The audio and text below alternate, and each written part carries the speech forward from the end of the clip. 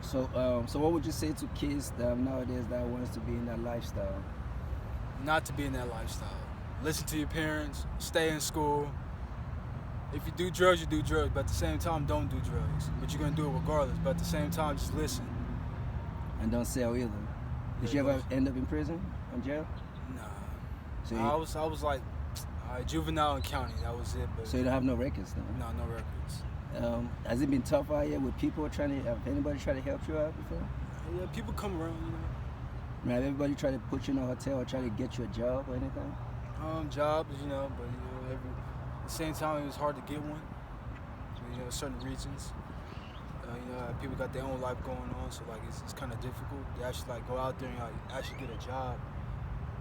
People actually come around and helping you out, because people got their own issues or personal life. I mean, what would be the hard thing for you to get a job out here? Like, experiences.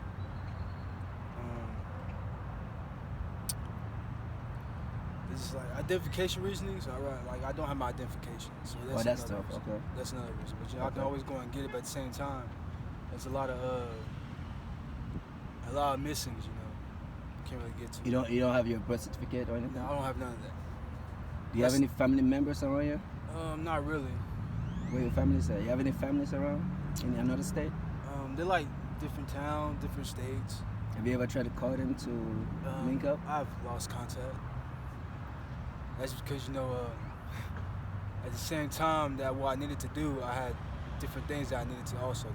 So my mind, so much can run through your head, but at the same time, you can't just do everything yourself. That's another thing I learned about drug dealing. Like, you gotta stop at some point and let your mind clear up.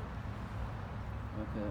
So how is it just staying out in the streets? Or what is it like, especially at nighttime? I'll go and say one thing about the streets. It's comfortable. It's comfortable. But there's nothing going on for you but like just the mind of your body just moving. That's it. Okay. What are you trying to do to get yourself out?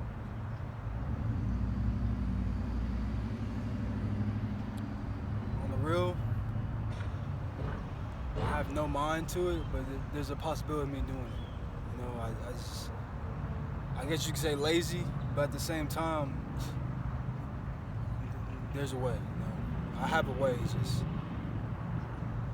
Just gotta keep moving strong, man. So what do you think is gonna give you that motivation to not being so-called lazy and get going? Like they say, it takes two, right? But it takes more of yourself. So it's like that day's coming up. It's just there's a lot going on right now. And I start understanding a lot of people that came towards me about things.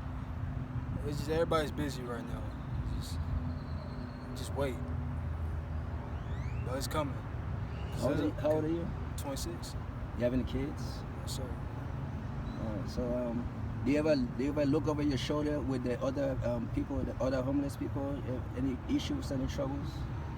All I see is what they do in their life. That's the only thing I see. I don't really see what they're trying to do. I don't really see what they're about. I really don't see anything at all. It's just they're there.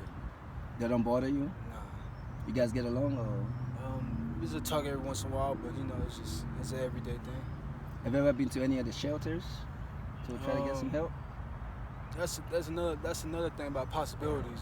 Since that coronavirus came around, it stopped a lot of things and a lot of people, and there's this moving. Right. It's not you. Right. It's something stopping everybody from doing what they're doing, but at the same time, you're not wanting to do nothing. So it's a lot of frustration and dependence and want to be independent, but at the same time, there's a hand for you, but at the same time, there's not a hand for you, and it's a lot going on. Before the COVID, did the shelter try to help homeless people? Oh yeah, they're there full time. They're there full time. They actually try to help. Yes. And get back on their feet and all that. Okay. So that's a good thing. What else? How do you prevent yourself from becoming an alcoholic? Because I know it can be depressing. How do you prevent yourself from drinking or becoming an alcoholic? Well, or do you drink, by the way? I quit alcohol. Okay. So how do you prevent yourself from not drinking with all the stress factors that's in your life? I smoke cigarettes. That's enough for you? Yeah, but like there's a time when you don't have nothing to smoke, and then there's that sense that gets you like you need to do something that you need to be doing, right? It's not talking about habits. It's talking about something that you actually need to do, something more healthy. But it's just at the same time, it's a lot of stress. You gotta get over that stress, but you can't get over the stress because you're too busy being stressed out. Right. So, what is the hardest time or hardest month of the year of you being in the streets? Or when do you ever find yourself at a certain time frame or certain month that you're depressed or? I wouldn't really say depressed. Like after getting over with the time when I had. I wouldn't even say depressed anymore. I'm more like overwhelmed being mature. Okay. How do you deal with all that stress factors? Just keep pushing yourself. No matter how hard it hurts, just keep pushing yourself. But at the same time, they might not understand when you say push yourself, like you should be doing this, you should be doing that, instead of talking about it. But at the same time, you're actually doing it. It takes time. Like your body can only do so much as your mind be thinking, as your mind not thinking, as you're doing things. It's a big old cycle. It's an uncycle. It's a different type of wound of your own life.